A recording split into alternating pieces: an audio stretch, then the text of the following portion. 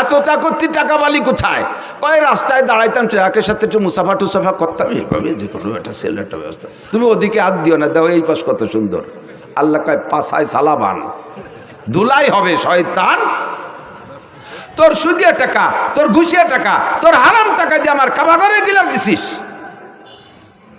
আমার দিন তোর মতো হারাম খোরের কাছে ঠিকানা। আমার দিন আমি চালাবো। ইউরিদুনা লিউতফিউ নূরাল্লাহি বিআফওয়াহিহিম আল্লাহু মুতিম্মু নূরিহি ওয়ালাউ কারিহাল কাফিরুন। আল্লাহু আকবার। আমার ধর্মের বাতি নিবানোর জন্য কেউ চেষ্টা কম করে নাই। ইহুদ নাসারা হিন্দু বৌদ্ধ খ্রিস্টান সকলেই আমার ধর্মের বাতি নিবানোর চেষ্টা করেছে।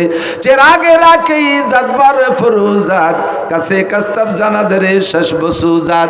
ধর্মের বাতি নিবানোর বহুজনের চেষ্টা করেছে, আমার ধর্মের বাতি আমি জ্বালাইছি। আমার ধর্মের বাতি জ্বালানো বাতি তেল আমি দেই। ওই বাতিরে নিবাইতে আসলে তার দাড়ি মুখ মাথা সব পুড়ে আগুনের সরকার হয়ে যায়। আমার ধর্মের বাতি কেউ নিবাইতে পারে নাই, পারবেও না। তোর ঘুষকার টাকা দিয়ে ধর্মের বাতি জ্বালাইতে বলছে কে? তোর সুদের টাকা দিয়ে আমার ধর্মের বাতি জ্বালাইতে বলছে কে? শয়তান, তোর ইনকামের টাকা আমি চাই নাই। মিন আইনাকতাসাবা ফিমা আনফাকা। ঢাকায় গেলে রিক্সা চালাইতে কিছুদিন পর ঢাকার প্রাণ কেন্দ্রে 10 তলা দালান। টাকাটা কোত্থেকে পাইলে একটু আমার কাছে জবাব দিয়ে যাও। 4 নম্বর প্রশ্ন, মাদা আমিলা বিমা আলিমা। ও মুসলমান, এই 2 দিন ব্যাপী মাহফিলের থেকে উলামায়ে কেরামের কাছ থেকে কম কথা শোনো নাই। জীবনে বহু মাহফিল থেকে, আল্লাহু আকবার, আমার মনে হয় যে কোনো একজন বক্তার সম্পূর্ণ বয়ান যদি ইউটিউবের থেকে কালেকশন করে শোনেন, তাহলে ব্যক্তি জীবন থেকে নিয়ে জন্ম থেকে নিয়ে মরণ পর্যন্ত সুন্দর একটা জীবন ব্যবস্থা ওই বয়ানের মধ্যে থেকে সংগ্রহ করতে পারেন।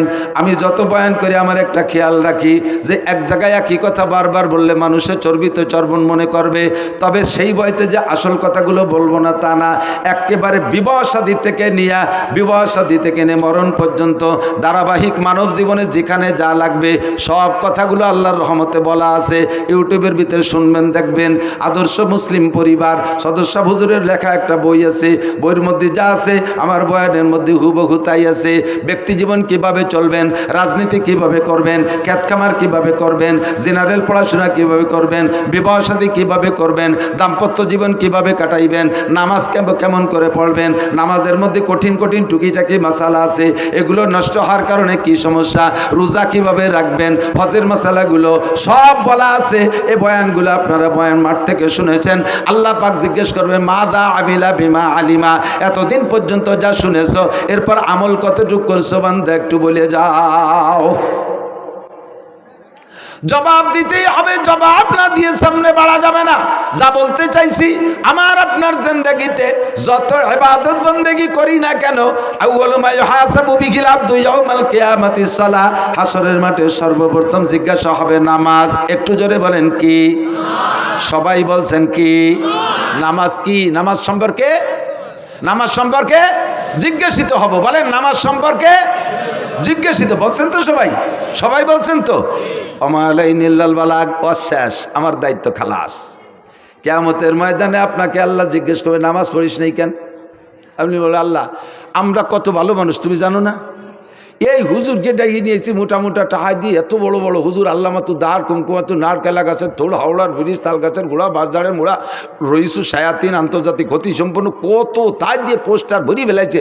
সেই হুজুররা এসে দুনিয়ার গালগপ পরে চলে গেছে, কোনোদিন নামাজের কথাটা কইনি। যদি একবার কইতো তাহলে নামাজটা ভরি আমরা ছাড়ি। হুজুরকে অ্যাটাক করবেন, আমাকে ধরবেন, যে হুজুরা নামাজের কথা বলে নাই। সেদিন আল্লাহ বলবে আমাকে, এ মৌলানা খালি খাইয়ে দিয়ে পয়সা নিয়ে চলে এসেছো নাকি, নামাজের কথা কইস নাই কে? আমি বলি, আল্লাহ অবশ্যই বলছি। তুমি বিশ্বাস না হয় ওর আমল নামা দেখো। এবার আমল নামা খুলে দেখবে, তার ভিতরে অডিও ভিডিও সব আছে। মা ইয়ালফিজু মিন কাউলিন ইল্লা লাদাইহি রাকিবুন আতীদ। মুখ থেকে যে কথাটা বের করবেন, অন্তরে হাজারো খারাপ কুকল্পনা করলে আল্লাহ ফেরেশতাদেরকে আমল নামায় লিখতে দেয় না। মনে মনে বিশাল প্ল্যান করছেন, একেবারে ডোনাল্ড ট্রাম্পের মেয়ে বিয়ে করবেন, তারে যে মাথা ফাটায় ফেলাই দেবেন, এগুলো মনে কল্পনা করছেন। যতক্ষণ মুখে উচ্চারণ করবেন না ততক্ষণ পর্যন্ত লেখা হবে না। আর যে কথা মুখ দিয়ে বের করবেন সঙ্গে সঙ্গে লেখা হবে। কাজেই আপনি কিয়ামতে আমারে অ্যাটাক করতে পারবেন না। আমি সবাই রেদে বলাই দিছি, মুখ দিয়ে বলে ফেলাইছেন, আপনার আমল নামায় লেখা হয়ে গেছে। কিয়ামতের মাঠে সর্বপ্রথম জিজ্ঞাসা হবে নামাজ। ফামান সালুহাত সালুহা সাইরু আমালিহি, নামাজের প্রশ্নে যে জবাব দিয়ে পার হয়ে যেতে পারবে, ওর কোনো জায়গায় কোনো ঠেক হবে না। নামাজের কারণে সব জায়গা আল্লাহ তারে পার করে দেবে। কেন দেবে? কেন দেবে? নামাজের কারণে কেন তারে সব জায়গা পার করে দেবে? আল্লাহ পাক বলেন, নামাজ যে ব্যক্তি সঠিকভাবে পড়ে সে কোনো অন্যায় করে না। ইন্নাস সালাতা তানহা আনিল ফাহশাই ওয়াল মুনকার ওয়ালা যিকরুল্লাহি আকবার। নামাজ এমন একটা তাবিজ, নামাজ এমন একটা ক্যাপসুল, নামাজ এমন একটা ইনজেকশন, এই নামাজ এমন একটা টিকা, ওই টিকাটা লাগাইলে আর কোনো রোগ হয় না, আর কোনো রোগ হয় না। দেখবেন মাঝে মাঝে পোলাপানের টিকা দেয় না? টিকা দেওয়ার অবস্থা মনে আছে নাকি? টিকা দেওয়ার সিস্টেম কি? যে বাড়ি টিকা দেবে ওই বাড়ির সামনে বড় একটা ব্যানার টানায়, আছে না? আগে মাইকিং করে দেয়, অমুক মহিলা মেম্বারের বাড়ি টিকা দেওয়া হবে, অমুক ওয়ার্ড চেয়ারম্যানের বাড়ি টিকা দেওয়া হবে, অমুক মেম্বারের বাড়ি টিকা দেওয়া হবে, এইভাবে মাইকিং করে যায়। এরপরে যেদিন টিকা দেয় দেখবেন সেদিন বাড়ির সামনে একটা হলুদ ব্যানার টানানো থাকে। ওই হলুদ ব্যানারের ভিতরে কি কি আছে তা কি মনে আছে? দেখবেন হলুদ ব্যানারের মধ্যে গোল একটা বৃত্ত আছে, বৃত্তের মাঝখানে ছোট্ট একটা বাচ্চার ছবি আছে। এবার ওই বৃত্ত ভেদ করে দেখবেন 5টা অথবা 6টা তীর আছে না? সব মিলে এর তর্জমা কি? এই ব্যানারটা হলো দুনিয়া, আর মাঝখানে যে গোল বৃত্ত এইটাই বাচ্চার হায়াতের এরিয়া, বাচ্চার হায়াতের এরিয়া। এই হায়াতের এরিয়া সীমানা ভেদ কইরা এই দুনিয়ার থেকে 6টা রোগ আছে ওর দিকে যাইতেছে। জন্ডিস আছে একটা রোগ, যদি ওর মধ্যে ঢোকে, এরপরে পোলিও একটা রোগ আছে, যদি ওর মধ্যে ঢোকে, হায়াতের বৃত্ত ভেদ কইরা একবার ঢুকে পড়লে দুনিয়ার কোনো ডাক্তার তার চিকিৎসা করা, ওর মরণ অনিবার্য। ক্যান্সারের একটা জার্ম আছে, এইটা যদি ওর মধ্যে ঢোকে তাহলে ওর মরণ অনিবার্য। এই 6টা রোগ মানে 6টা তীর মানে 6টা রোগ। এবার হায়াতের বৃত্ত ভেদ করে বাচ্চার দিকে 6টা তীরে 6টা রোগে আক্রমণ করতেছে। এবার ডাক্তাররা গবেষণা করে দেখছে এই রোগগুলো যদি দেহের মধ্যে ঢুকে যায় তাহলে আর চিকিৎসা হবে না, কাজে এই রোগের আগে প্রতিরোধ করতে হবে। এই প্রতিরোধের জন্য একটা টিকা তৈরি করছে, যেই টিকাটা নিয়মতান্ত্রিকভাবে কয়েক মাস যাবৎ দিলে ওই 6টা রোগ তার মধ্যে ঢুকতে পারে না, 6টা রোগ ঢুকতে পারে না। সেম কোয়ালিটি এই দুনিয়া, বিশাল দুনিয়া, এর ভিতরে থেকে আমার দিকে আমার হায়াতের একটা এরিয়া আছে, হায়াতের এরিয়া বাউন্ডারি ভেদ করে আমার দিকে রোগগুলো ঢোকার চেষ্টা করতেছে 6 দিক দিয়া। জোরে বলেন কয় দিক দিয়া? 6 দিক দিয়ে। ব্যক্তি জীবন, পারিবারিক জীবন, সামাজিক জীবন, অর্থনৈতিক জীবন, রাজনৈতিক জীবন, আন্তর্জাতিক জীবন। ব্যক্তি জীবন দিয়ে রোগ, পারিবারিক জীবনের রোগ, সামাজিক জীবনের রোগ, অর্থনৈতিক জীবনের রোগ, রাজনৈতিক জীবনের রোগ, আন্তর্জাতিক জীবনের রোগ। এই 6টা রোগ আমার দিকে ঢোকার চেষ্টা করে। এই 6টা রোগ যদি ঢোকে তারপরে হাজার হাজার রোগ ভিতরে তৈরি হয়, হাজার হাজার রোগ তৈরি হয়। এবার এই 6টা জীবনের রোগকে ঠেকানোর জন্য আল্লাহ পাক একটা টিকার ব্যবস্থা করেছেন। ওই টিকাটার নামই হলো নামাজ।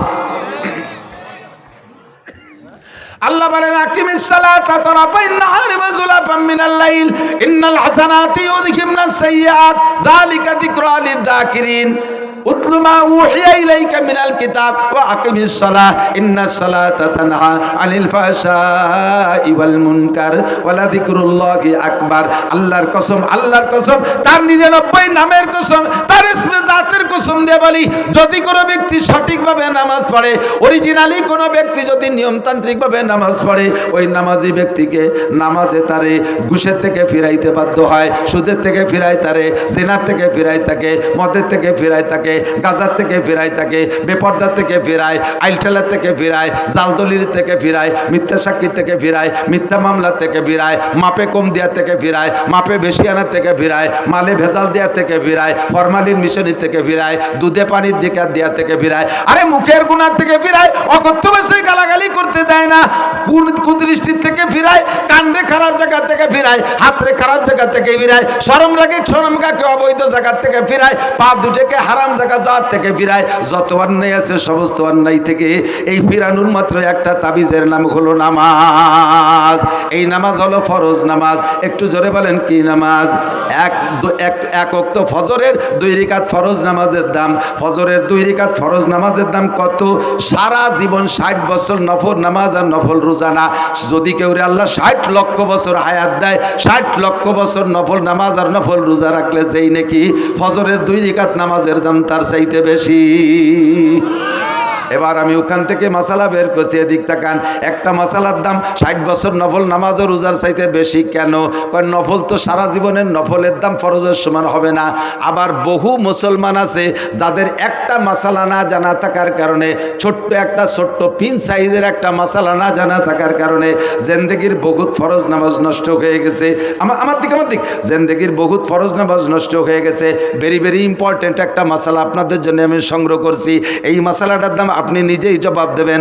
ওই মশালাটা না হওয়ার কারণে, সঠিক না জানা থাকার কারণে ফরজ নামাজ নষ্ট হয়েছে। আর 2 রাকাত ফরজ নামাজের দাম 60 লক্ষ বছর নফল নামাজের চাইতে বেশি। কথা বলুন ঠিক কি ঠিক না? এবার সেই মশালাটা কি মশালা? আপনি ইমামের পিছনে নামাজ পড়েন। আমি তো একটা দাড়ি যখন গজাইছে, নিতান্ত গরিব বাপের ছেলে ছিলাম আমি।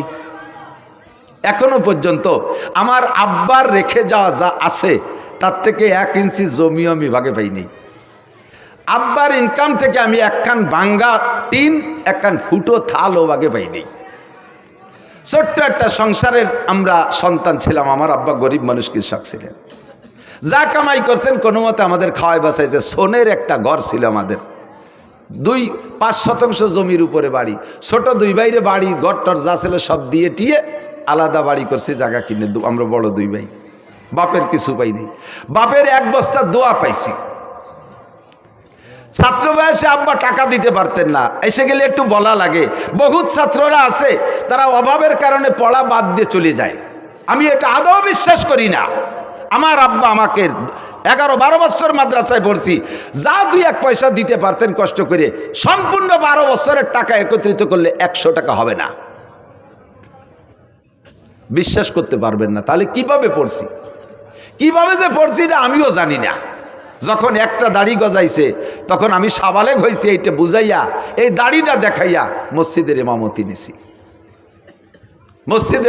নিছি। সেই থেকে ইমামতি করতে করতে দাওরা হাদিস পর্যন্ত পাশ করছি, আলহামদুলিল্লাহ। তবে আমার ইমামতির কারণে কোনোদিন আমার পড়ার উপরে কোনো প্রভাব পড়ে নাই। মাদ্রাসা থেকে 4 কিলোমিটার দূরে লজিং থাকছি, বড় একটা মধুমতি নদী পার হয়ে ওপার। জিন্দেগিতে 1 ঘন্টার 1 মিনিটও আমি পিছিয়ে পড়ি নাই। জল বৃষ্টি তুফান যাই হোক আমার কোনো ক্লাস মাইন নেই, এবং জীবনেও কোনোদিন ক্লাসে সেকেন্ড হই নেই। তাহলে মনে হচ্ছেন থার্ড হইছি।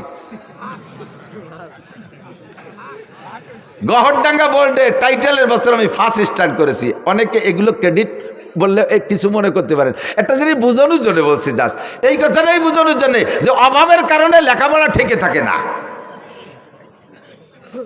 তো সেই থেকে ইমামতি করতে করতে অভিজ্ঞতা আছে যে মুসল্লি ভালো ডকশক দেখলি বাড়ি পাকা মুসল্লি তা না। এত বড় পাগড়ি 3 খেতায় দিয়ে বাঁধছে, 43 বন্ধের যুব্য একটা গায়ে, ওর বাবা গাড়ির উপরে যায় নামাজ, বগলে দস্তারখান, হাতে কুড়া লাঠি, 500 দানার তসবি, চশমা পাই দিয়ে কি না চশমা সয়ে দিয়ে কি ডাটে সাটে ঠেকে যেন খুব বহুত বড় আলেম। বোমা মারলেও ভিতরে তো একটা বা বেরোয় না, জাল খেয়াও দিলে টালিব বেরোয় না। মশলা তো দূরে থাক, আমাকে ওই পাশে জেলা নড়াইল আছে না, আর আমাদের গোপালগঞ্জের শেষ থানা কাশিয়ানির শেষ মাথায় একটা গ্রাম আছে নড়াইল গ্রাম আছে, ব্যাসপুর নড়াইল কয়। তো এই ব্যাসপুর নড়াইল, ওই নড়াইল জেলা নড়াইল থেকে একটা তবলিগ জামাত আইসে। এই তবলিগ জামাত আইসা এক মসজিদে 3 দিন 3-4 বুড়োরে টার্গেট করছে। যুবকদের যা পড়াইছে পারছে, বুড়োকে তো বেরেন কম, 4 বুড়োরে ধরছে। কাকা মশলা মশাইল কি দেখি জানেন? কিচ্ছু না, নামাজ পড়তে পড়তে কপালে দাগ হয়ে গেছে। আলহামদুলিল্লাহ তো জানেই না, আরো কত তা জানে না, তা শুনলে আশ্চর্য হবেন। এই 4 বুড়ো কলেমায় তো এবাও জানে না। লাস্টে যে ধরা পড়ছে কলেমায় তো এবার, যখন ইন্টারভিউ নিয়েছে দেয় যে বুড়োরা কলেমাই ভর্তি পারে না। আমির সাহেব বলে কাজটা করছেন কি? আজ বাদে কাল যাবেন মরিয়ে, কাল নাও আসতে পারে, আজও মরতে পারেন। বয়স 75-80 হয়ে গেছে আর আজও কলেমাটা পড়তে পারেন নাই। মান কানা আখিরু কালামিহি লা ইলাহা ইল্লাল্লাহ ফাদাখালাল জান্নাহ, যার জীবনের শেষ কলেমা লা ইলাহা ইল্লাল্লাহ, ওইটা বিনা হিসাবে জান্নাতে চলিয়া যাইবে। সেই কলেমাটাই পড়া শিখলেন না। আপনি নামাজের কি গোড়ার ডিম পড়ছেন, এতদিন ইবাদত বন্দেগী কি কসু করছেন, কলেমাই যদি না জানেন। এই 3 বুড়ো 4 বুড়োরে নিয়ে 4 দিন পর্যন্ত আমির সাহেব কলেমার মস্ক করাইছে। এই যে দেখ 500 না পাল্টিয়েছে, যত খুদকুড়ো কাটা সামনে বসে জীবন বইয়ে ওয়াজ করবো কি কসু। শিক্ষিত জ্ঞানী গুণী ভালো মানুষ যদি সামনে বসে, তাদের দিক নজর পড়ে ওয়াজের কোয়ালিটি সেই রকম হয়। আর এই যে খুদকুড়োগুলো এসে সামনে বুঝে থাকে, ওয়াজ বোঝেও না, কয়েছে চানাচুর বাদাম নিচে কাটুর কুটুর হতে তালে রয়েছে শৈল ইন্দিরির দল। যা তোরা আমার কাছে 10টা নিয়ে যা, দোকানে যা, চল। আমার দিকে বৈশা 3 দিন পর্যন্ত মসজিদে মস্ক করাইছে কলেমা। শেষের দিন মাহফিল আমার ওই এলাকায়, আমার কাছে এসে রিপোর্ট দিচ্ছে, কয় হুজুর সব মাহফিলে আপনি তবলিগের তশকিল করেন, তবলিগের কথা বলেন, আপনার এলাকায় এটা তবলিগ করেন না। কি সমস্যা কি? এই ঘটনা 4 বুড়ো যে কোনো সময় মরতে পারে, 75 থেকে 80-র মধ্যে বয়স, আজও কলেমাটা ভরতে পারে না। এই 3 দিন পড়াইছি, তাও ঈশার সময় ইন্টারভিউ নিছি, হয় না। কি কয়? লা ইলাহা মুহাম্মাদুর রাসূলুল্লাহ, লা ইলাহা মুহাম্মাদুর রাসূলুল্লাহ। রাগ হয়ে ধমক দিয়ে, আমি যে কোনো সময় মরতে পারে, আজও কলেমা ঠিক করে ভরতে পারে, লা ইলাহা মুহাম্মাদুর রাসূলুল্লাহ। মাঝে ঠিক করলো কোথায়? বুড়োরা আমারে রাগ করে কয়, সব জায়গার কলেমা একরকম না মিয়া, তুই কলি হয়ে যাবে, সব জায়গার কলেমা একরকম। তোমাকে নড়াইলে কলেমা লা ইলাহার পরে ইল্লাল্লাহ আছে, ইফার আসতে থাকে না, এইরকম নাকি? বহুজন আছেন এখনো পর্যন্ত 4টে কলেমা শুদ্ধ করে বলতে পারে না, আছে না নাই কথা কয়? বহু মুসলমান আছে, বহু মুসলমান আছে। এর মধ্যে ইমানে মুফাসসালের ইন্টারভিউ নিলে ঝরে যাবে অর্ধেক, ইমানে মুজমালের ইন্টারভিউ নিলে ঝরে যাবে অর্ধেক। আর এই ইমানে মুজমাল আর ইমানে মুফাসসালের তরজমা আপনার বুঝা ফরজ। বিশ্বাস করার সাথে সাথে বুঝার আগে, বিশ্বাসের আগে বুঝতে হবে, বুঝে তারপরে বিশ্বাস করতে হবে। পারেন না বহু মানুষ, কথা কন। নামাজে দাঁড়াইছেন, ইমামের পিছনে জামাতে নামাজ পড়বেন, ইমাম সাহেব আল্লাহু আকবার বলে। যে কথা বলছি ইমামতির অভিজ্ঞতার আলোকে, যে বহু মুসল্লিকে জীবনে এ রিপোর্ট পাইছি, ইমামের পিছনে নামাজ 10 বছর নামাজ পড়ছে, এরপরে এসে কয় হুজুর ইমাম সাহেব যে প্রথমবার আল্লাহু আকবার কয়, ও আল্লাহু আকবার কি আমাকে করতে হবে নাকি? আমরা তো সময় খালি কানে হাত দেই। আমি যে আমরা মানে কয় যে আমাকে মাঝি ভাই, মিয়া ভাই, বড় কাকা, আমরা সবাই ওই ওরি। মুখ বন্ধ। নামাজের ফরজ 13টি, জোরে বলেন কয়টি? তার মধ্যে একটি তাকবীরে তাহরিমা বলা, তাকবীরে তাহরিমা বলা। আপনি যদি একা নামাজ পড়েন সুন্নাত, তা প্রথম তাকবীর বলা ফরজ, নফল পড়লে প্রথম তাকবীর বলা ফরজ, ওয়াজিব পড়লে প্রথম তাকবীর বলা ফরজ। ইমামের পিছনে যদি পড়েন প্রথম তাকবীর মুখে বলা ফরজ। প্রথম তাকবীর শুধু ইমাম বলবে আর আপনি মুখ বন্ধ করে কানে হাত দেবেন, এতে হবে না। আপনাকে নামাজের ভিতরে যদি প্রথম তাকবীর মুখে আল্লাহু আকবার না বলে থাকেন, এমন করে জীবনে যত ওয়াক্ত চলে গেছে ওই নামাজগুলো হয় নাই, ওই নামাজগুলো আবার পড়তে হবে। এই যে কত ওয়াক্ত গেছে আপনার জানা নাই, এরকম কত ওয়াক্ত গেছে আপনার জানা নাই, মুখ বন্ধ করে খালি কানে উলা দিয়েছেন, আপনার নামাজ বাতিল, আপনার নামাজ হয় নাই। যদিও শুনতে একটু ছোট, একটু আল্লাহু আকবার, কিন্তু এই মশালাটা কত গুরুত্বপূর্ণ আপনার পুরো নামাজ এরপর নির্ভর করে। এই একটা মশলা আজকে জেনে নিলেন, আজকে বুঝতে পারলেন যে আপনাকে প্রথম তাকবীরে আল্লাহু আকবার ইমামের সাথে সাথে বলতে হবে, তবে ইমামের সাথে সাথে পিছে পিছে বলতে হবে, এটা ফরজ। এর একটা মশালার দাম 60 লক্ষ বছর নফল নামাজ ও নফল রোজার চাইতে বেশি। মহিলারা নামাজ পড়বে প্রথম তাকবীর মুখে বলা ফরজ, পুরুষরা নামাজ পড়বে প্রথম তাকবীর মুখে বলা। তবে মহিলারা কোনোদিন জামাতে ইমামতি করতে পারবে না, মহিলারা মহিলাদের ইমামতিও করতে পারবে না, মহিলারা ফরজ অজিব সুন্নত নফল কোনো নামাজে ইমামতি করতে পারবে না, মহিলারা মসজিদে যে জামাতে নামাজ পড়বে না, মহিলারা নামাজ পড়বে ঘরের ভিতরে। মহিলারা যত নির্জনে নামাজ পড়বে তত তাদের নেকি বেশি, আর পুরুষও যত ওপেন ফিল্ডে নামাজ পড়বে বড় জামাতে তত তাদের নেকি বেশি। মহিলারা ঘরের মধ্যে পড়বে, করনাফি বুয়ুতিকুন্না, ঘরের মধ্যে থাকবা। মহিলাদের জুমর নামাজ নাই, মহিলাদের ঈদের নামাজ নাই, মহিলাদের জানাজার নামাজ নাই, মহিলাদের জামাতে নামাজ নাই, 5 ওয়াক্ত জামাতে নামাজ পড়বে না। অনেকে হজে যাইয়া আইসা এবার বউকে নিয়ে জামাতে নামাজ পড়ার একটা প্ল্যান তৈরি করছে। আল্লাহ, মক্কা মদিনায় দেখলাম, আর আমাকে দেশি হুজুরা কি তাকে বেশি জানে নাকি? আপনি মক্কা মদিনায় একবার গেছেন আর আমরা 20 বার গেছি। আমরা ওই জায়গার থেকে ওইগুলো নিয়ে আসলাম না, আপনি একবার যাই এতটা নিয়ে আসলেন কে? কি কি আনছে দেখবেন। হানাফি মাযহাবের মুসল্লি, হানাফি মাযহাবে আমিন আসতে বলতে হবে। হানাফি মাযহাবে আমিন কি আসতে, সব মাসালা হানাফি মাযহাবের আমল করে। হজরতে আসার পরে এবারে ওই মক্কা মদিনায় শুনছে আমিন জোরে কইতে, এই জায়গাটা খালি আমিনটা একটু জোরে না করতে পারলে পাল্টায় না। ইমাম সাহেব বলা দলিনকে ছেড়ে দিছে, আমিন, হ্যাঁ বিটাগিরি দেওয়ার জন্য। আপনি এরকম করলেন কে? মক্কা মদিনায় বলে। তো মক্কা মদিনাতে আরও কত তাহলে শব্দ করেন আপনি, যে দেখছেন কত প্রকারের নামাজ। একদল কানে উলো দেয়ই না, হাজি সাহেবরা একটু সাক্ষী দেন, একদল কখনো কানে উলো দেয় না, আর একদল কানে উলো দিয়ে ছানা একবার বাইন্ধে ছাড়িয়ে দেয়, আর একদল কানে উলো দিয়ে ডাইরেক্ট ছাড়িয়ে দেয়, আর একদল কানে উলোই দেয় না, হাত ছাড়া থাকে, আর একদল আগের থেকে ছানা বাইন্ধে থাকে। এই যে এত দলের মধ্যে কোন দলের আপনি আনতে গেলেন? আপনি অর্থে গেছেন কে কথা কন? আপনার এই জন্যই পাঠাই নেই, এসে গেলে একটু করে যাই। বাংলাদেশের একমাত্র উলামায়ে কিরাম শরীয়তের দিক দিয়ে এস্টাবলিশড, এই বাংলাদেশের উলামায়ে কিরাম বাংলাদেশের মুসলমানদেরকে নবী আলাইহিস সালাতু ওয়াস সালামের শরীয়ত অনুযায়ী পরিচালনার জন্য বিশ্বের কোন দেশে ধরা লাগে না। বাংলাদেশের উলামায়ে কিরাম জন্ম থেকে মরণ পর্যন্ত যে 6টা জীবন বলছি, সমস্ত জীবনকে পরিচালনা করার জন্য কোরআন হাদিসের ভিতরে থেকে গাইটা সমস্ত মশলা আপনাদেরকে দিতে পারে এ যোগ্যতাওয়ালা উলামায়ে কিরাম বাংলাদেশে ভরপুর। আর কেউ এখনো সম্পূর্ণ হতে পারেন নাই, ডাক্তাররা তো পারেনি নাই। বাংলাদেশ সরকার মেডিকেল সায়েন্সের কলেজ বিশ্ববিদ্যালয়ের জন্য কোটি কোটি টাকা খরচ করতেছে ডাক্তার বানানোর জন্য। যেই সরকারি ওই মেডিকেল সায়েন্সের কলেজের জন্য টাকা দিয়ে ছেলেদেরকে পড়ায় ডাক্তার বানাচ্ছে, সেই সরকারি ওই কলেজের ডাক্তার প্রফেসরের কাছে ওষুধ খায় না, উনি চলে যায় India, Madras, Chennai, Singapore, London, বাইরে যে ওষুধ খেয়ে আসে। তাই তুমি যাকে ডাক্তার বানাইলে তারা কি গুড়ার ঘাস কাটতেছে? কি ডাক্তার বানাইলি যে তাদের কাছে তোমার আত্মবিশ্বাস যেন ওষুধ খাইতে? এখনো পর্যন্ত সেনাবাহিনী পূর্ণাঙ্গ হতে পারে নাই। সেনাবাহিনীর অফিসারকে আমেরিকা প্রশিক্ষণে পাঠাইতে হয়, ইন্ডিয়া পাঠাইতে হয়, চায়না পাঠাইতে হয়, সে জগতে কোটি কোটি টাকা খরচ হচ্ছে, এখনো পর্যন্ত সেখান থেকে সুফল আসে নাই। একটা অস্ত্র বানাইতে পারে না, একটা ড্রোন বানাইতে পারে না, একটা বন্দুক রাইফেল বানাতে পারে না, একটা গুলি বানাতে পারে না, একটা সুর ভাষা ফুটো উঠতে দিতে পারে না। কতক্ষণ কোনো মেশিন বানাতে পারে?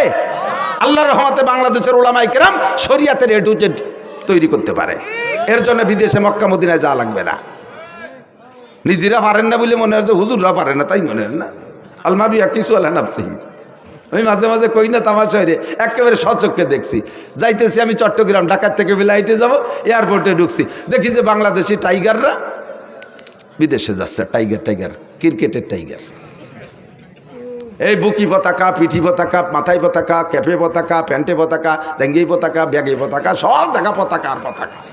আমি কই এত পতাকা কোন জায়গা যাবে? এই যে এমপি মন্ত্রীরাও আগায় দিতে আইছে, বলতেছে বাংলাদেশের টাইগাররা শ্রীলঙ্কা যাচ্ছে হরিণ শিকার করতে, ক্রিকেট খেলতে। তো কয় দিনের ম্যাচ? কয় যে শ্রীলঙ্কা 2 দিন, পাকিস্তানে 3 দিন, ভারতে 2 দিন, 5 দিনের ম্যাচ। কি বলে 3 আর 2 5 আর 7, 1 সপ্তাহ। ওরাও তো আমার চেনে এই প্লেয়াররা, ওরা আমার কাছে দোয়া নিল যে হুজুর একটু দোয়া করেন যাতে এবার কিছু নিয়ে আসতে পারি। আমরা তো একটা বাঙ্গা সার কাপও আনতে পারি না বিদেশের তে, এবার যাতে একটা কিছু নিয়ে আসতে। আমি দোয়া আল্লাহ যে আল্লাহ এবার যেন কিছু পারে। আমার সাথে একজন কয় হুজুর এই ক্রিকেট খেলার জন্য দোয়া আনলেন। আমি বললাম যে পাগল, বাংলাদেশ আলারা কোনো জায়গাতে কিছু আনতে পারে না, ওরা এবার একটা কিছু আনুক, যা ওইরি আনুক, খেমছি ওইরি আনুক, চড়াচড়ি ওরে লাইথুরে জিতে আসুক, আসুক তো একবার একটু ভাষ্ট হইয়ে। কোনো দেশে তো ভাষ্ট হতে পারে না।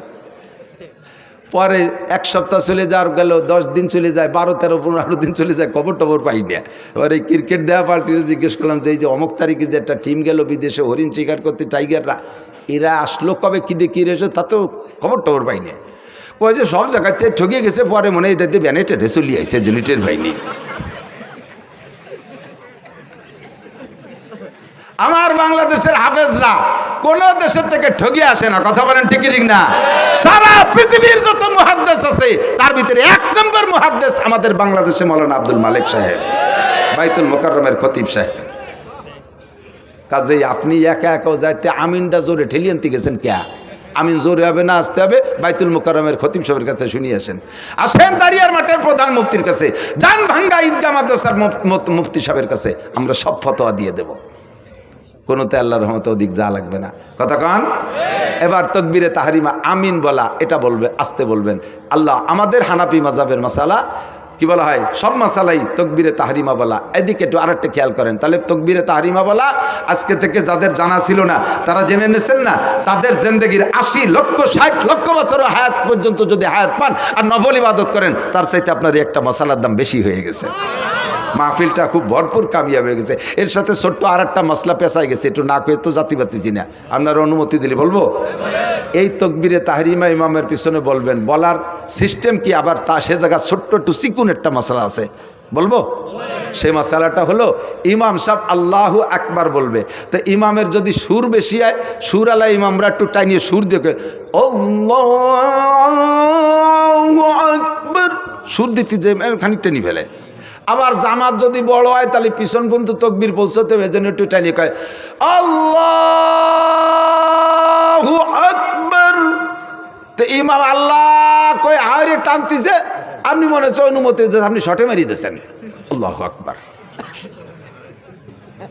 এ জায়গায় অ্যাক্সিডেন্ট কি হয়েছে মনে রাখবেন, ইমামের আল্লাহু আকবারের র শেষ হওয়ার আগে যদি আপনার আল্লাহু আকবারের র শেষ হয়ে যায়, আপনার ইক্তেদা সহি হয় নাই, ওই ওয়াক্তের নামাজ বাতিল। মজলিসু ফিকিন খায়রুম মিন ইবাদাতি 60 সানা। এর একটা মাসালা শোনা এবং শিখা 60 বছর নফল নামাজ ও রোজার চাইতে কম না বেশি? জোরে কান, কম না বেশি? এই জন্য দোস্ত বলতে যে অনেক দুঃখ সরে চলে আসছে, আর কিছু মশালাও বলা হয়ে গেছে, সাথে আর একটা মশালা না বলে পারতেছি না। মশালার মধ্যে ঢুকলে খালি আমার ভেস্তেজের পড়াইতে মনে চায়।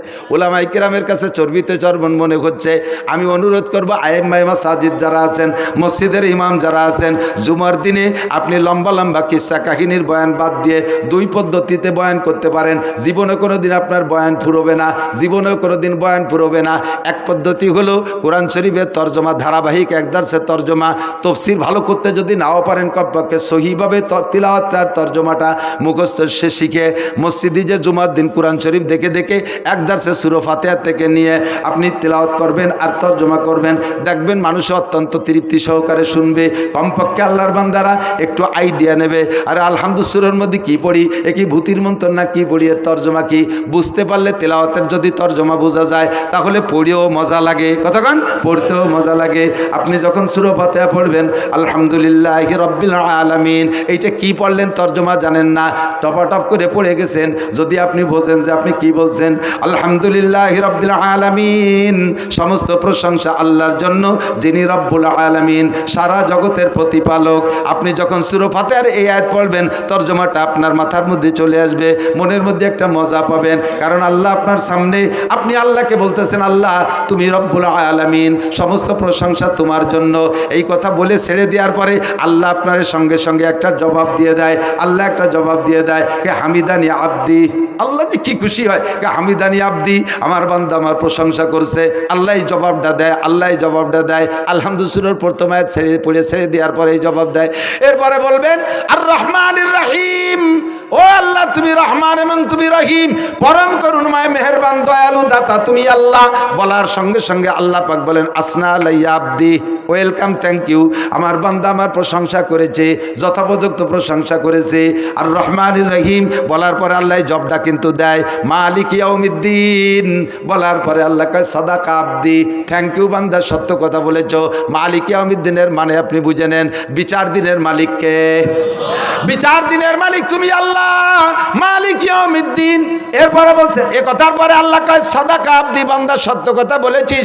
বিচার দিনের মালিক ডক্টর ইউনুস না, বিচার দিনের মালিক তোদের প্রেসিডেন্ট প্রধানমন্ত্রী না, বিচার দিনের মালিক তোদের বাংলাদেশের হাইকোর্টের সুপ্রিম কোর্টের বিচারপতি না।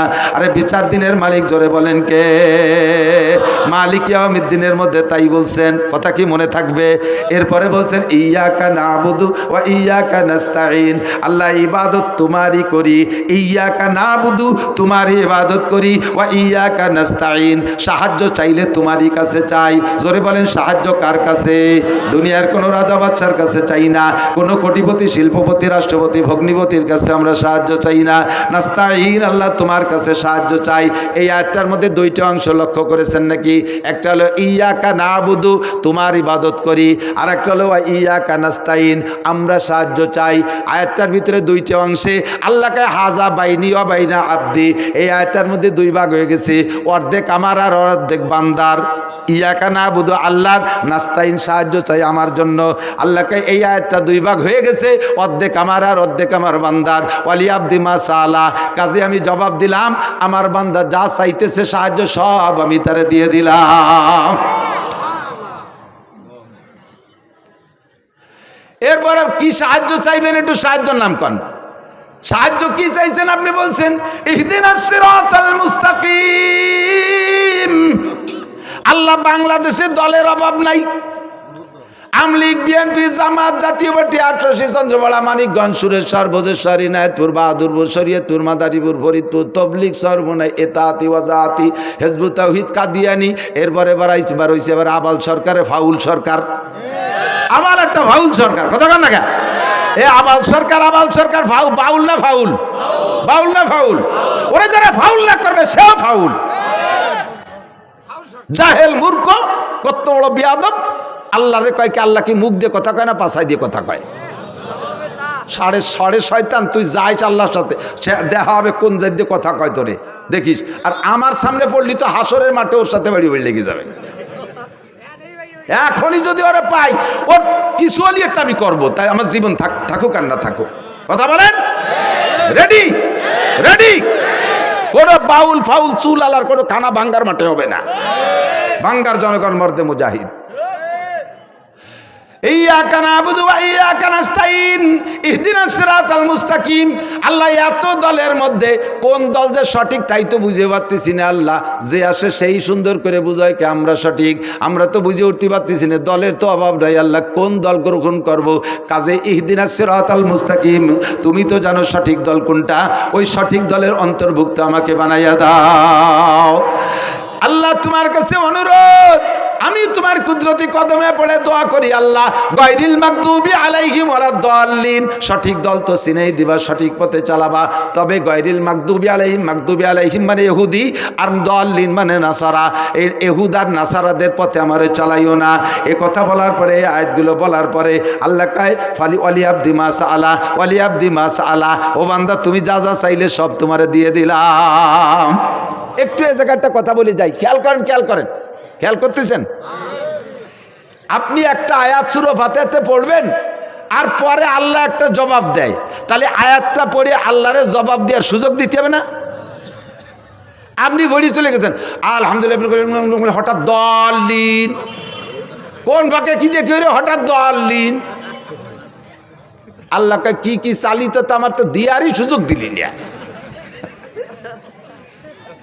একাও যদি পড়েন, আস্তেও যদি পড়েন, কিরা জোরেও যদি পড়েন, কমপক্ষে আলহামদুলিল্লাহর আয়াতগুলো ছেড়ে পড়বেন, যাতে মাঝখানে আল্লাহ আপনাকে যা চাইতেছেন ওগুলো দিয়ার আল্লাহ নিজেই স্বীকার করতে পারে। মজা হয়েছে না কথা কন? তখন মজা পাবেন। এরপরে সূরা ফাতিহার তরজমা, সূরা বাকারার তরজমা করবেন, সূরা আল ইমরানের তরজমা করবেন। মসজিদের ইমাম সাহেবদের ওয়াজ কোনোদিন শেষ হবে না। আর নয় 52 শুক্রবারে 52 প্রকারের নতুন ওয়াজ বানাই করতে একেবারে চাউল মুড়ি হয়ে যায়। আমরা বক্তারা তো আজ এই মাঠে, আর কালকে আর এক মাঠে, একই ওয়াজ সারা বাংলাদেশ ভরে গাইয়ে বেড়ালি, আমাকে ধরার কেউ নাই। কিন্তু শুক্রবারে 52 প্রকার ওয়াজ না করলি মুসল্লিরা খালি রোগা কুড়োর মতো জিমে, হুজুর কি কয়ে যাচ্ছে, সময় হয়েছে, জল দিয়ে দিয়ে ঘুমায়, আর খালি কয় গড়িতে চুমা হয়েছে। কারণ যা কইতে যে কতবার শুনবো। আর কোরআন শরীফের শুরু থেকে শেষ পর্যন্ত তরজমাগুলো বলবেন, কোনোদিন শেষ হবে না। 2 নম্বর হলো শরিয়াতের মাসআলা, শরিয়াতের নামাজের মশালা, ওযুর মশলা, গোসলের মশালা, দুইটা মশালা সুন্দর করে এক দিন বুঝেই বলবেন, জীবন ভরে বলবেন, মশলা শেষ হবে না, মশলা বলা শেষ হবে না। কারণ 2 রাকাত নামাজ পড়তে 12,000 মাসআলা, 12,000 মাসআলা। কয়টা মশালা কয়দিন বলবেন আর কয়দিন মনে রাখবেন? এর একটা মশালা বললে মুসল্লিদের এই পরিমাণ লাভ। 2 নম্বর মশালা বলছি, মনে আছে নাকি? 3 নম্বর আর একটা মশালা বলে আমি হজের দিকে চলে যাব। আল্লাহ না, অশরীর নিত না, পরদিন দাঁড়িয়ে মাঠে আসিনি, কম হজ গুছাইছি নাকি? তবে আর বেশিক্ষণ টিকতে পারতেছি না, বুক ব্যথা হতেছে। হজের লাইন ধরাই দিয়ে যাবো ইনশাআল্লাহ। যা পড়ছি অনেক সময় একদল আছে কয় যে কওমি উলামায়ে কিরাম, এরা ওই সৌজন্যমূলক আয়াতেরটা পড়ে আর এদিক ওদিক দিয়ে কয়ে এটি চলে যায়, আয়াতের তর্জমা জানে না। জানি না জানি, দুদু তুমি আমার ক্লাসে আসো। আমি কোরআন তর্জমা পড়াই, তফসিরে জালালাইন বয়জবি পড়াই, আমি বুখারী শরীফ কিতাবুত তফসির পড়াই, বুখারী শরীফ পড়াই। আসো, পারি না পারি। বাকি কথা হলো ওয়াজ আমার ইচ্ছা মতো হয় না, যেদিন আমার ইচ্ছা মতো ওয়াজ করতে যাই সেদিন আমি মোটে আর ওয়াজ তালাশ করে পাই না। যেদিন আল্লাহর ইচ্ছা মতো ওয়াজ করি এলাকায় যা প্রয়োজন সেই কথাগুলো আল্লাহ আমারে দিয়ে বলায়, আর সেদিন আমার কথা মোটে শেষই হতে চায় না। তখন বুঝি যে কথাগুলো জরুরি হয়েছে। আল্লামা জালালউদ্দিন রুমি রহমাতুল্লাহ আলাইহি বলেন, ইসুকানশি রাস্তে দার পেস্তানে যা বেকুশন্দা খুশনমি গরদদ রওয়া মুস্তামে চু তৃষ্ণাবা জোয়েন্দা সুদ ওয়াইজার মুরদা বুদ গোয়েন্দা সুদ মুস্তামে চু তাজা আয়াত বে মালাল সজ্জাবা গরদদ বগুপ্তন গুঙ্গুলাল। ও মাদ্রাসার ছাত্ররা, তোকে পায়ে ধরে একটু ফার্সি পড়, পায়ে ধরে একটু ফার্সি পড়। ফার্সি মোটে পড়বি না, ফার্সি লাগে কোন সাগে? ফার্সিতে শের যদি হাফিজুর রহমান সিদ্দিকী পড়ে তা দিয়ে এবার মজা করে শোনো, তাহলে তুমি কেন পড়া শিখবা না? হাফিজুর রহমান সিদ্দিকীর রেকর্ড শুনে, তার ইউটিউবে থেকে শুনে তুমি মুখস্থ করো। কাজেই যে শুনি তুমি যখন বয়ান করতে যাও শেরের শব্দগুলো শুদ্ধ হয় না, কারণ তোমার তো ফার্সি সম্পর্কে অভিজ্ঞতা নাই। ও কি কইছে ইউটিউবের দেখে শব্দগুলো ক্লিয়ার বোঝা যায় নেই, শুধু সুর মিলে গেছো। জাননেওয়ালা আলেমরা বোঝে তুমি আন্তর্জাতিক খ্যাতি সম্পর্ক একজন মূর্খ মৌলবী। ফার্সি পড়ো, মজা শেষ নাই। আমি এই জায়গায় বসে এখন থেকে বাকি যে টাইম আছে সবটুক টাইম ইনশাল্লাহ ফার্সিতে ওয়াজ করতে পারি। এইভাবে আমরা ফার্সি পড়ছি, তোমাদের চাইতে কিতাব একখানো বেশি পড়ি নাই। ওই ফার্সি বলি তাইসিরার কি বলা হয় পান্দেনামা গুলিস্তা পর্যন্ত পড়ছি। আল্লাহর রহমতে সেখান থেকে ফার্সি বলা অর্জন করেছি। ফার্সিতে আমি এই আজকে রাত্রে এখানে বসবো, আমি 100 শের বানায় দিতে পারবো ফার্সিতে ইনশাল্লাহ। টেরও পাবেন এটা গুলিস্তার শের না, বুস্তার না, মাস্টাবি না, পান্দেনামা না, কারিমা শের। আল্লাহর রহমতে ফার্সি শিখছি। ফার্সি পড়বেন, ওর মধ্যে বহুত রুমুজ পাবেন। আল্লামা জালালউদ্দিন রুমি মাসরাবির মধ্যে বলেন, ইসু খানশি রাস্তেদার পেস্তানে যা বেকুশন্দা খুশনমি গরদাদ রওয়া। বক্তাদের মুখের কথা গাভীর স্তনের দুধের মতো। গাভীর স্তনের মধ্যে দুধ কিন্তু জমা করা থাকে না। যখন সকালবেলা বাছুরি যে জিভ বেঁধে চাটা শুরু করে, আল্লাহ পাক রব্বুল আলামিন তখন কোন শব্দে দুধ বানায় দেয়? দুধ বানায় কোন জায়গা থেকে? আল্লাহ বলেন, মিমবাইনি ফারাসি ওয়াদামিন লাবানান খালেসা। রক্ত আর গোবরের মাঝ দিয়ে আমি পরিষ্কার 5 কেজি দুধ তোমার জন্য তখনই বানাই পাঠাইয়া দেয়। ওই দুধ পেটের মধ্যে অপারেশন করলে কোনো জায়গায় ব্যাগ বোতল ভরা পাওয়া যাবে না। কথা বলেন ঠিক কি ঠিক না? সেম কোয়ালিটি বক্তার জিব্বে ওয়াজ লেখা নাই, মাথার মধ্যে ওয়াজের মেমোরি কার্ড ঢুকানো নাই, সিনার মধ্যে কোনো জায়গায় ওয়াজ লেখা নাই। এ জায়গা বসার পরে সুবহানাকা লা ইলমা লানা পড়ে যখন বলি আল্লাহর কাছে সারেন্ডার করি, আল্লাহ আমার কোনো এলেম নাই। এই দাঁড়িয়ারমাঠ থানা সদরের শিক্ষিত জনগণের কি প্রয়োজন? কথাগুলো আমারে শিখায় দাও। আল্লাহ আমার মাথার মধ্যে গাভীর দুধের মতো কথাগুলো দেয়, সেই কথাগুলো বলি। যদি কথা প্রয়োজনীয় হয় কথাগুলো নিয়ে যাবেন, ভুল বললে ক্ষমা করে দেবেন। একটা মশালা বলে দে, আমার দিক তাকান। অনেক সময় সূরা ফাতিহা পড়ার পরে কোন কিরাত পড়বেন, কিরাত খুঁজতে যে একটু সময় লেগে যায়। বহুত জানেন তো কুন্ডা পড়বেন, খালি ঠেলা ঠেলি হতেছে। কুন্ডা পড়বো, ইন্না তাই না পড়বো, না কুলু পড়বো, নাকি ওয়াল আসতে পড়বো। এই ভাবতে শুরু হতে টাইম সেরে গেছে। কট্টুক জানেন? সুবহান রাব্বিল আযীম, সুবহান রাব্বিল আযীম, সুবহান রাব্বিল আযীম 3 বার। জোরে পড়লে তো একটু সময় বেশি লাগে, আস্তে পড়লে আর সময় কম লাগে। 3 তসবিহে বলে 3 তসবি। 3 তসবি পরিমাণ টাইম যদি আপনার ভাবতে সময় চলে যায়, আপনার ওয়াজিব তরক হয়ে গেছে। শেষ বইটাকে আপনার সৌসিদা দিয়া ওয়াজিব। কয়দিন দিয়েছেন সৌসিদা? সৌসিদা যদি না দেন নামাজে আবার দোহরাই পড়তে হবে। প্রথম বইটাকে আত্তাহিয়াতু পড়ার পরে আব্দু রাসূল পর্যন্ত পড়ে উঠে দাঁড়ায় যাইতে হবে। আপনি ভুল করমে, কারণ আত্তাহিয়াতু এমন মুখস্থ হয়েছে, প্রথম আত্তাহিয়াতু দোয়া দুরুদ ও আর মনে ওই ভরা লাগে না। শেষ দায়িত্ব উঠে মুখরে আত্তাহিয়াতুর দায়িত্ব দিয়েছেন, তুই পড়তে থাক। আর আপনি চলে গেছেন দোকানের মধ্যে, ব্যবসা বাণিজ্য, খেয়াত খামার বেরাক টেরাক সব ঘুরিয়ে টুরিয়ে হঠাৎ করে আইছে দেন যে ইন্না কান্তাল গফুরুর রহিম চলে গেছেন। তখন পরাণ করে, আরে আল্লাহ আরো দিয়ে 1 রিকাত রয়েছে, আরো 2 রিকাত রয়েছে, আমি এত দূর পড়লাম। তখন নিজে মুফতি হয়ে যান, কয় যে লস হলি তো আমারই হয়েছে, আল্লাহর তোর লসই নেই, আমার সময় নষ্ট হয়েছে। যা কম তো আর ভরি নেই, বেশি তো ভরছি, তাতে এখানে আর কি বা আছে? দাঁড়াইয়া আর বাকি 2 রিকাত পড়ে গতানুগতিক সালাম ফিরিয়ে দিয়েছেন। আল্লাহ কয় আমি ওইটা লাইক করি নাই। তোমার লস হলিও এ জায়গা আমার তরিকার খেলাফ হয়েছে, আমার নবীর তরিকার খেলাফ হয়েছে। তুমি যত সুন্দর ইবাদত করো, এই সুন্দর ইবাদত যদি আল্লাহর হুকুমান নবীর তরিকার সাথে মিল না খায়, তাহলে ওই সুন্দর ইবাদত আল্লাহর কাছে গ্রহণযোগ্যতা রাখে? কথা বলেন রাখে? মাগরিবের ফরজ নামাজ কয় রিকাত? জোরে কান, কয় রিকাত?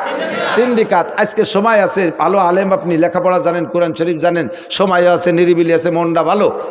জামাত পান্নায় একা একা দাঁড়াইছেন, 3 রিকাত পড়ার পরে মনে মনে ভাবতেছেন যে বাংটা পড়বো কে, সময় আছে, আর 1 রিকাত দিয়ে 4 রিকাতই ফুরিয়ে দিই। আর এই 4র্থ রিকাত পড়ছেন খুব ধ্যান খেয়ালের সাথে। পুলসিরতের পর দাঁড়ায় আছি, আল্লাহ আমার সামনে, ডাইন পাশে আজরাইল, না বেস্তে, বাম পাশে দোজক, পিছনে আজরাইল দাঁড়ায় আছি। একেবারে 4র্থ নম্বর রিকাতে আলহামদুলিল্লাহর পরে পুরো সূরা বাকারা 2.5 পারা পড়ি ফেলছেন। রুকুর মধ্যে সুবহান রাব্বিল আজিম 39 বার, সিজদায় 141 বার আলা মারি দিয়েছেন। এত সুন্দর করে 4 নম্বর রিকাত পড়ছেন। তাই এই 4 নম্বর রিকাত কি নামাজ হবে? কে এত ভালো রিকাত হবে না? ঈদে আগের 3 রিকাত এসে ভালোই পড়ছেন, হবে না? কে হবে না? খালি এই 1 রিকাত হবে না, না সব কয় রিকাতে খাইছে, সব গোষ্ঠী শুদ্ধ মেরে দিয়েছে। ওই সেই বাংলা একেবারে আগা সারা সব শেষ। কতক্ষণ কেন? এটা আল্লাহর হুকুমান নবীর তরিকায় হয় না, যদিও নামাজ। কতক্ষণ না কেন? রমজান ভরে রোজা রাখা, সারা রমজান রোজা রাখা ফরজ, রোজা রাখা ফরজ না? সুস্থ মানুষের 30 দিন 30 রোজা রয়েছেন, বাস মাশাআল্লাহ, থ্যাংক ইউ। এবার ঈদের দিন সবাই তো ঈদের নামাজ পড়ছে, সিমাই খাইছে, খেজুর খাইছে, ইত্যাদি খাইয়ে দিয়ে আরও গরু মরু ইত্যাদি মারিয়ে খাইয়ে খুব ঢকঢক করে বেড়াচ্ছে। আপনি ওই দিনও সেহেরি খাইয়ে সারাদিন কিছু খাইনি, রোজা রয়েছেন। সন্ধ্যের সময় আগের দিনের মতো 20 প্রকার ইফতার নিয়ে বসে মোনাজাতে হাত উঠেছেন, আল্লাহ দেখো তুমি কি সিদ্ধান্ত নিবা। আজকে দেখো সারা দুনিয়ার মানুষ খাইয়ে বেড়াচ্ছে গদগদ করে, আমি আজও রোজা, আমি আজও রোজা, বলো আমার কি দিবা? আল্লাহ কয় তোমারে জুতো দিয়ে দূরে বাড়ি দেব। সাড়ে শয়তান, এ তোর আজকে রোজা থাকতে গেছে কিনা? আইয়ামু ঈদ আইয়ামু জিয়াফাতিল্লাহ, ঠিক না? ওদের হাদিসের শব্দই আইয়ামু ঈদ আইয়ামু জিয়াফাতিল্লাহ। বিয়ের দিন জামাই যদি কয় আব্বা আমি রোজা, আমি খাবো না, তাহলে সেই দিন শ্বশুরের কিরণ ঠেয়, আর তোর আমার বাড়ি মেহমানদারির দিন তুই আজকে রোজা। কাজেই এবাদত আমার সৌন্দর্যের পর কোনো সৌন্দর্য না, এবাদতের সৌন্দর্য দেবে আল্লাহ, আল্লাহ রসুল। কথা বলুন ঠিক ঠিক না? আল্লাহু আকবার। সূরা হাশরের শেষ 3 আয়াত পড়তে আমরা কি বলি? আউযু বিল্লাহিস সামিউল আলিম মিনাশ শাইতানির রাজিম 3 বার পড়িয়ে তারপরে হুয়াল্লাহুল্লাজি। কেউ কেউ কয় যে বিসমিল্লাহ পড়লি দোষ কি? বিসমিল্লাহ কি খারাপ জিনিস? বিসমিল্লাহ ভালো জিনিস। বিসমিল্লাহ খারাপ জিনিস না, ভালো জিনিস। দেখতে হবে হাদিসে কি আছে। হুজুর বলছেন আউযুবিল্লাহি সামিউল আলিম মিনাশ শাইতানির রাজিম 3 বার পড়ি হুয়াল্লাহুল্লাজি বললেন। হুজুর আউযুবিল্লাহি সামিউল আলিম মিনাশ শাইতানির রাজিম 3 বার বলতে বললেন, বিসমিল্লাহটা কেন বলতে বললেন না? এ জায়গা বিসমিল্লাহ নাই। আপনি এ জায়গা সুন্দর করে সাজাইয়ে যুক্তি দিলে কাজ হবে না। শরিয়ত যুক্তি, শরিয়ত না। শরিয়ত হলো মা আতাকু রাসূলু ফাখুযু ওয়া মা নাহাকুম আনহু ফান্তাহু। আমার রাসূল যেটা যেভাবে করতে বলছে সেইটা সেইভাবে করো। কথা বলেন ঠিক না? সরে চলে যাই দোস্ত। এবার সারা জিন্দেগি ভরে যা আমল করি, এই আমল রাখার জন্য একটা বস্তা আছে, আমল রাখার বস্তা আছে। ধান রাখেন বস্তায়, চাউল রাখেন বস্তায়, তারপরে গম রাখেন বস্তায়, সরিষা রাখেন বস্তায়, সব মাল বস্তায় রাখতে হয় না? আমল রাখার একটা বস্তা আছে, এই বস্তার নাম আমল নামা। বস্তার নাম কি? বস্তার নাম। আর এতক্ষণ যত যা মশালা বলছি, এত বিশাল নেকি হয়েছে আজকে, বললাম না পরিমাণে কি পরিমাণ হয়েছে। এই সব নেকি রাখার একটা বস্তা আছে, বস্তার নাম কি? জোর হলো না? আমল নামা। দানের বস্তা বানানোর নিয়ম কি? দোপাট্টা সালারে এরকম দোপাট্টা করে এরপরে লম্বা 2 সেলাই কোনাই দে আর তলিতে একটা সেলাই, ঠিক না? যদি ঘটনাক্রমে কোনো বস্তার লম্বা সেলাই পড়ছে কিন্তু তলায় সেলাই পড়ে নাই, রাতের বেলা 50 মণ ধান উঠোনে 2 বা বেটা বস্তা 50টা নিয়ে যাইয়া ধান ভরার নিয়ত করে অন্ধকারে ছেলেরে কইছেন, বাবা তুই বস্তা ধর, আমি এই খেসি ভরে ভিতরে দিচ্ছি। তো অন্ধকারে ছেলে বস্তা ধরছে আর বাপে ধান ঢুকছে। সেই 50 মণ ধান এক বস্তায় ভরে না। ছেলেকে আব্বা কি এরেন, কোন জায়গা ঢালেন? বাপে কয় তুই বস্তা কিরম ধরছিস, রাজ্য সব শেষ হয়ে গেল, এক বস্তায় ভরে না। পরে দেখে না বস্তার মুখ দিয়ে দিয়েছে কিন্তু তলায় সেলাই নাই। তলায় কি নাই? সেলাই নাই। এই ধান বস্তা ভর্তি হলে তলায় কি লাগবে? সেলাই লাগবে। যত নেকামল আছে, নেকামল শুধু আমি আপনি করি না, নেকামল কাফের মুশরিকরাও করে। দান খয়রাত করা নেকামল, সত্য কথা বলা নেকামল, ওয়াদা ঠিক রাখা নেকামল, মসজিদ মাদ্রাসায় দান হিন্দুরাও করে, করে কি করে না? এই সব নেকামল। এই নেকামল রাখার যে বস্তা, মুসলমানের বস্তার তলায় সেলাই আছে, কাফের মুশরিকে হুদনাসারাদের বস্তার তলায় সেলাই নাই। সেলাই দিতে হবে কি দিয়ে? সুই সুতোই দিয়ে না, আমল নামার বস্তার তলায় সেলাই দিতে হবে কলেমা দিয়ে। জোরে বলেন কি দিয়ে? ঈমানের কলেমা দিয়ে। আল্লাহ সেই কথা বলেন, মান আমিলা সালিহাম মিন যাকারিন আও উনসা, নারী আর পুরুষ যারা নেক আমল করবে, ওয়া হুয়া মুমিন, মুমিন, শর্ত হলো ইমানের সাথে ইমানের সুই সুতো দিয়ে আমল নামার বস্তার তলায় সেলাই দিয়া যদি নেক আমল করো তাহলে এই নেক আমল বস্তার মধ্যে থাকবে। আর তার বিনিময় পাবা কি? ফালানুহিয়ান্নাহু হায়াতান তাইয়্যিবা, তোমাকে দুনিয়ার জিন্দেগিটা বড় সুখময় করে দেব। দুনিয়ার জিন্দেগিতে কোনো অশান্তি থাকবে না, ব্যক্তি জীবনে শান্তি পাইবা, পারিবারিক জীবনে শান্তি পাবা, বউ তোমারে আজীবন সম্মান করবে, ছেলে মেয়েরা তোমার কথা শুনবে, পারিবারিক জীবনে শান্তি পাইবা, সামাজিক জীবনে মর্যাদা ঠিক থাকবে, অর্থনৈতিক জীবনে যাতে হাত দেবা তাতেই বরকত পাইবা। রাজনৈতিক জীবনের যে পর্যায়ে তুমি দাঁড়াও, মেম্বারি দাঁড়াইলে পাস করে যাবা, চেয়ারম্যানিতে দাঁড়াইলে চেয়ারম্যান হবা, এমপিতে দাঁড়াইলে এমপি হয়ে যাইবা। শর্ত হলো তোমার নেক আমলের বস্তার তলায় সেলাই দিবা লা ইলাহা ইল্লাল্লাহ মুহাম্মাদুর রাসূলুল্লাহ। 1 নম্বর সেলাই। সেলাই যদি একটা দেন, গম দান থাকবে কিন্তু ঝুঁকি থাইকে যাবে, একটা সেলাই কাইটেও যেতে পারে। সেলাই যদি আর একটা দেন, মোটামুটি ঝুঁকি মুক্ত হবে, গমও থাকবে, বস্তাও শক্ত হবে। সেলাই যদি 3টে দেন, আরও শক্তিশালী হবে। 4টে সেলাই দিয়ে দিলে আশপাশ ছিঁড়ে গেলেও বস্তা আর তলা ছেড়বে না। কতক্ষণ ঠিক কি ঠিক না? এবার 4টে সেলাই বস্তার তলে দিয়া সুন্দর মজবুত বানাইয়া 1 বস্তা ধান বইরা মাটিতে রেখে দিয়েছেন। মাটিতে বস্তা মুখ বাঁধতে একেবারে টাইট 10 পয়কে ধান ভরে রেখে দিয়েছেন। পরের দিন যাই দেখেন যে বস্তার অর্ধেক খালি, অর্ধেক নাই। বউরে কইতেছেন কি তুমি তো চুরিয়ে ব্যস্ত নি কটা? বউ কয়ে মাঝে মাঝে কথা খবর না, আমি জীবনে আপনার সংসার খেয়ানত করি না। তাহলে কালকে ভরে থুয়ে গেলাম 10 পয়সা দেন, আজকে অর্ধেক নাই। বস্তা সরাই দেখেন, দেখা যায় তল দিয়ে 3টে ফুটুও, ইন্দুর লাগছে 3টে। কয়টা? ইন্দুর লাগছে 3টে। আল্লাহর এক বুজুর্গ বলে, আই বেরাদার দফরে আউয়াল মুশকুন, আই বেরাদার দফরে আউয়াল মুশকুন, বাদা জাদার কিসে গন্ধম নুশকুন। ও ভাই, বস্তা যদি ভর্তি হয়, আগে 4টে সেলাই দিয়া তারপরে বস্তার ভিতরে মাল ঢুকাইয়া, এরপরে সবসময় খেয়াল রাখবা বস্তার তলায় যেন ইঁদুর না লাগে। বস্তার তলায় যদি ইঁদুর লাগা যায়, সারা জীবন ভরে আজকে ভরবা, কালকে বস্তা খালি হইয়া যাবে। ঠিক না? তাহলে ইমানের বস্তার তলা, আমলের বস্তার তলায় সেলাই দিতে হবে ইমানের সুই সুতো দিয়ে। 4টে সেলাই। কয়টা? 1 নম্বরে কলেমায়ে তয়্যিবা লা ইলাহা ইল্লাল্লাহ মুহাম্মাদুর রাসূলুল্লাহ।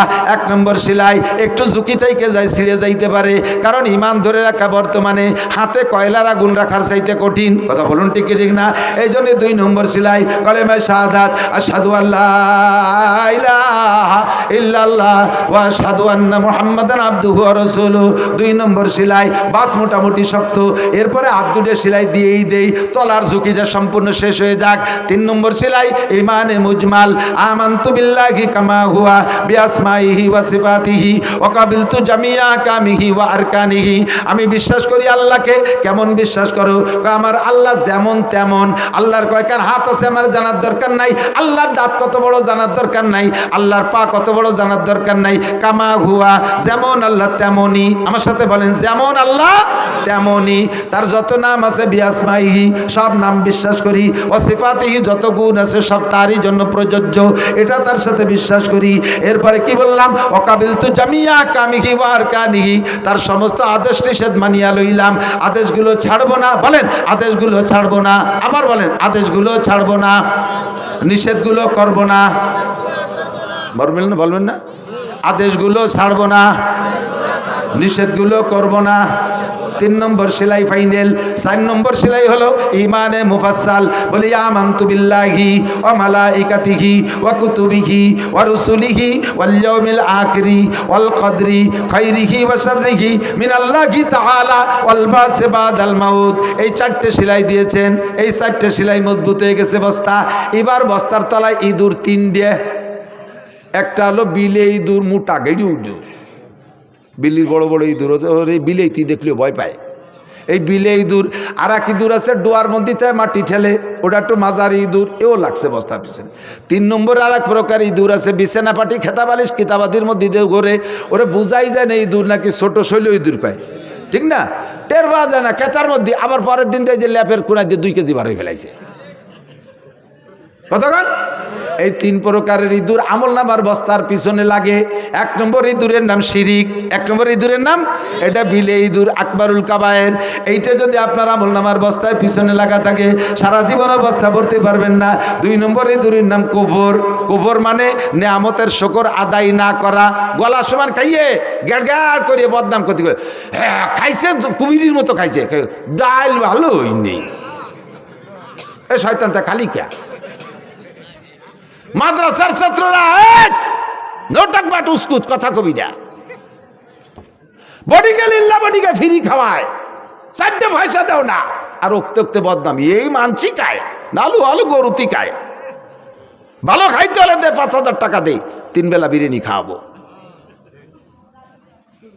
যা দেয় মাদ্রাসার থেকে বাসদের অমাক, জান বাঁচাও পরিমাণ, ডাল দিক, চাল দিক, খুদ দিক, কুড়ো দিক, শুকর আদায় করবে। হুজুর আমার আব্বা হয় না, এলাকার মানুষ আমার আব্বা না, আব্বা খালি জন্ম দিয়ে ছাড়িয়ে দিয়েছে, এরা খাওয়ায়, এরা সাইডে বাদ দেয়, এটাই তো শুকরিয়া। কতক্ষণ? এই শুকর আদায় করবি, আজকে আদায় করবি, কালকে দেখবি যে গরু জবই দিয়ে পাঠায় দিছে আর একজন, আর আজকে খাইয়ে কবি এই মানসি খায়, তোরে আল্লাহ মাদ্রাসায় রাখবে না, গেটি ধরে বের করে যা ব্যানসালাই বেড়ে গে, সোরার বেটা সোরা। ঠিক কইছি না? বহুত না চকর ইন্দাল ইনসান আলী রব্বি হিলা কানুদ। আল্লাহ কায় কুত্তর 1 কান বিস্কিট দিলেও সে 1 কিলোমিটার পিছনে পিছনে দৌড়ে।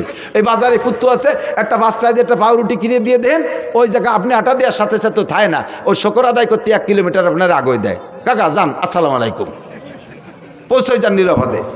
একটা পাউরুটি খায় শুকর আদায় করে, আর এত কষ্ট করে বোর্ডিংয়ে চাউল ডাউল খুদকুড়ো। আমি আলহামদুলিল্লাহ আল্লাহ পাক আমারে মোটা রুজি দিছে, মোটা রুজি দিছে। 1 রাত যদি ইনকাম করি তাহলে আমি একা হলি আমার 1 মাস পর্যন্ত আর কামাই করা লাগে না। আমি সেই মানুষ, আমার কোন সচিব সাহেব আমার প্লেটে ভাত তুলে দিতে পারলে সে শুকর আদায় করে, খুশি হয়। নাসির হুজুরে, এই আমি হুজুরে ভাত দিচ্ছি, ছবি তোল, মানে এটি তার জন্য এটা পুঁজি বানায় রাখতেছে, আমি হুজুরি প্লেটে 1 মুঠ ভাত উঠে দিতে পারছি।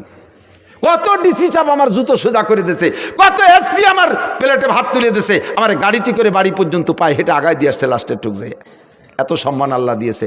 আমি তারপরে তোমার জন্য দাঁড়ে দাঁড়ে ভিক্ষে করে বেড়াই, 1 মুঠ চাল দেন, 1 বস্তা চাল দেন, একটু ডাল দেন, এত করি তোমার জন্য। আর তোমার এনে রান্ধে বান্ধে খানু করি, এই আনছি খায়, তোর জন্য মাদ্রাসার বরকত কমিয়ে গেছে। কতক্ষণ? হুজুররা তোমার আব্বা না, এলাকার মানুষ তোমার আব্বা না, তোমার আব্বা জন্ম দিয়ে ছাড়িয়ে দিয়েছে। আর এই মাদ্রাসা এত বড় বিল্ডিং ফিল্ডিং কার জন্য? তোমার জন্য বানাইছি। এরপর তোমার বিল্ডিং না, টাইলস নাই এই মাদ্রাসায়, অ্যাটাচড বাথরুম না, খানিক দূর এটি যে আগা লাগে, খানিক দূর এটি যে আগা লাগে, তারপর তো পাকা পায়খানে আগিস। আর আমাদের সময় মাদ্রাসায় ছিল ড্রেন বানাইয়া বা সাইডভাবে দিয়ে বিলিতে নাড়া উঠিয়ে নিয়ে বেড়া দিছি। 3 মাস পরে সে নাড়া উইতে খেয়ে বেলাইছে, 1 পায়খানায় বসলে 3 জন আর 3টে জাতি হতো না। পায়খানায় যে পায়খানা করলে যারটুক নিচে পড়তো তাতে সিটে এসে ভাষায় লাগতো বেশি। আদিকালি বাসি কথা কইতেও জ্বালায়। আর পাকা পায়খানা বানাই দিছি, আমার মাথায় কয়টা ছেলে চলিয়ে গেছে, কয় না বাথরুমে টাইলস নাই, এখানে থাকা হবে না। তোমার আব্বার বাথরুম কেমন? আমরা বাগানে পায়খানা করি। বাগানে পায়খানা করে, বর্ষাকালে বাগানেতে পায়খানা হয়ে ফাঁকা ফাঁসা ইনকোয়ারি করা লাগে, সিনিয়র চোখ লাগছে নাকি আবার। আর তোমার এই মাদ্রাসায় টাইলস নাই, পায়খানা এই জন্য হাঁকবা না, জাতি গড়িয়ে বেড়াকে যে অনেক খুশি। এই নিয়ামতের শুকর আদায় না করার নাম কুফরি। দেখেন যত জায়গা শুকর আছে এগেনস্টে কফর আছে। লাইন শাকারতুম লাযিদান্নাকুম ওয়ালাইন কাফারতুম, এই শুকরের এগেনস্টে কফর। নিয়ামত ব্যবহার করে শুকর আদায় না করাই হলে আল্লাহর সাথে নাফরমানি করা। দেখেন দোয়া কুনুতের মধ্যে পড়েন অনাশকুরুকা, তারপরে ওয়ালা নাকফুরুকা, শুকরের এগেনস্টে কফর। তাহলে নিয়ামতের শুকর আদায় না করার নাম কুফরি। 3 নম্বর, বাড়তি বহু কথা বলার দরকার ছিল, আগদে মেলা লম্বা আওয়াজ হয়ে গেছে। 3 নম্বর হলো শৈল ইঁদুর। ওরে বোঝা যায় না যে খেতা কাপড় নাকি ইন্দুর, আবার তল দিয়ে বেরোয় নিয়ে যায়, সেটা হলো বেদাত। এই বেদাতরে ইবাদতের মতো মনে হয়, বেদাতরে ইবাদতের মতো, অথচ ইবাদত না। ওই শৈলদির মতো তল দিয়ে বারোয় নিয়ে চলে গেছে, 2 কেজি বারোয় নিয়ে চলে গেছে বেশি। মনে হয় যেন ইবাদত, আসলে ইবাদত না। এই 3 প্রকারের ইঁদুরে মাইরিয়ে যা ইবাদত করবেন বস্তার মধ্যেই থাকবে। আল্লাহকে ফালানুহিয়ান্নাহু হায়াতান তাইয়্যিবা, দুনিয়ার জিন্দেগি সুখময় করে দেব। ওয়ালা নাজজিয়ান্নাহুম আজরাহুম বিআহসানি মা কানু ইয়ামালুন, আমল যতটুক করবা তার চেয়ে নেকি বেশি দেব। নামাজ পড়বা জামে মসজিদে যে এক ওয়াক্ত 527 ওয়াক্তের সওয়াব দিয়ে দেব। একবার সুবহানাল্লাহ বলবা এত বড় একটা গাছ বানায় দেব। একবার বলেন আল্লাহ, 4000 নেকি। একবার বলে লা ইলাহা ইল্লাল্লাহ মুহাম্মাদুর রাসূলুল্লাহ তামলাউ মা বাইনাস সামাই ওয়াল আরদ, আসমান জমিনের মাঝখানে ফাঁকা জায়গা সব নেকিতে ভরে গেছে। ওয়ালা নাজজিয়ান্নাহুম আজরাহুম বিআহসানি মা কানু ইয়ামালুন, আমল যা করবা তার চেয়ে নেকি বেশি দিয়ে দেব। শর্ত হলো বস্তার তলা সেলাই হবে 4টে, আর ইঁদুর মেরে রাখতে হবে সব সময় 3টে। কয়টা? এই হলো ওয়াজের খুলাসা। কষ্ট পাইছেন? এর কিসা তো অনেক কিছু বলে ফেলাইছি। গভীর রাত তো একটু রসে রসে না বললে পারার কথা, খাই না, ঘুমাইছে যত এতক্ষণ। আল্লাহ পাক আমাদের বুঝার আমল করার তৌফিক দান করুন। দাওয়াত ও তবলিগে সময় লাগাবেন, হাক্কানি পীর মাশায়েখদের কাছে সোহবত রাখবেন, সরমনায়ের পীর সাহেবদেরকে আমরা হক বলে জানি, সেখানে যাতায়াত করবেন। আমাদের নিকটতম পীর হযরত মাওলানা আব্দুল গফফার সাহেব, ইসমতুল্লাহ কাসিমি সাহেব, এনাদের সাথে যাতায়াত রাখবেন। আর মাদ্রাসাকে ভালোবাসবেন, শত্রুতাই করলে কিন্তু চোখ কানা হয়ে যাবেন ইনশাআল্লাহ। এর দিকে মোটে বেকা নজরে তাকাবেন না। এর এগেনস্টে কথা পাকালে ব্রেন স্ট্রোক হবে, হার্ট স্ট্রোক হবে, ঠ্যাং ভেঙে যাবে, হাত পঙ্গু হয়ে যাবে, জবান পড়িয়ে যাবে। এদিক দিয়ে খুব খেয়াল রাখবেন, সতর্ক থাকবেন। দোয়া করবেন কিনা? আল্লাহুম্মা সাল্লি আলা মুহাম্মাদিন ওয়া আলা আলি সাইয়্যিদিনা